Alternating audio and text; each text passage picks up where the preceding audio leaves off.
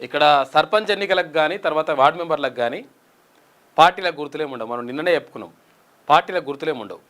తర్వాత MPTC ZPTC ఎలక్షన్లోకి వచ్చే వరకు ఆ లోపల ఏది తెలంగాణ రాజ్యాధికార పార్టీకి గుర్తు వస్తుంది. కాకపోతే ఏంటంటే ఈ సర్పంచ్ ఎన్నికలకు గుర్తులేమి ఉండయి. ఇప్పుడు కాంగ్రెస్ పార్టీ చేయి గుర్తు, బీజేపీ అంటారు కమలం గుర్తు, లేదంటే బీఆర్ఎస్ కారు గుర్తు, ఇట్లేమి ఉండవు.